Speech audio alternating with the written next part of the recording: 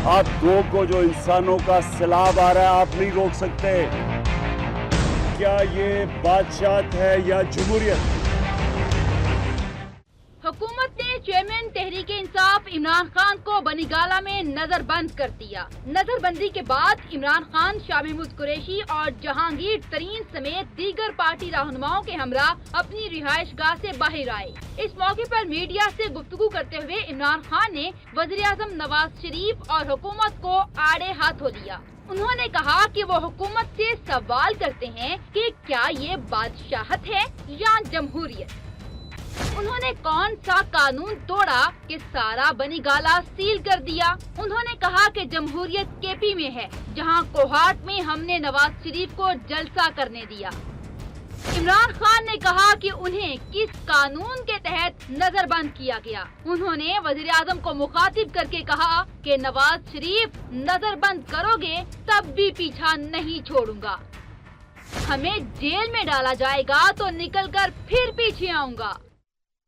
अगर तुम house arrest करोगे जो तुमने कर ही दिया है, मुझे कोई फर्क नहीं पड़ता, मेरे कारकुनों को कोई फर्क नहीं पड़ता। लेकिन 2 तारीख को आप हमारा यही आप हाउस अरेस्ट करें, 2 तारीख को आप देखेंगे कि आप 30,000 पुलिस खड़ी कर ले। मैं आपको चैलेंज करता हूँ, 30,000 पुलिस मुझे नहीं रोक सकती इस्लामाबाद में जाने के। चेयरमैन तहरीक इंसाफ ने कहा कि हमारी खातून कारकुन ने मुल्क के तमाम खवातीन को जुल्म के आगे डट जाने का पैगाम दिया, जबकि हुकूमत ने जिस तरह खवातीन पर तशद्दुद किया उस पर शर्म आनी चाहिए।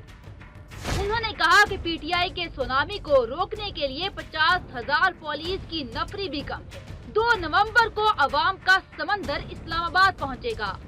हमारी खातून जिसने जिस तरह कल शाम को जिस तरह वो खड़ी हुई है, एक नजरियाती कारकुन, 2 तारीख को इंशाल्लाह हम इस्लामाबाद के अंदर हम इस्लामाबाद में आके बताएंगे कि अवाम की ताकत क्या होती है।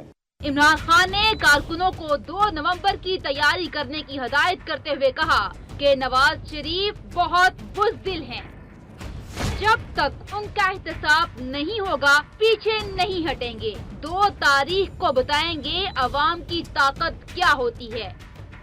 उन्होंने कहा कि जो भी अदालत बुलाएगी वो हाजिर होंगे। हुकूमत ने खुद अदालती अहकामात की खिलाफ वर्जी की और सबने देख लिया कि हुकूमत ने हाई कोर्ट के हुक्म पर कितना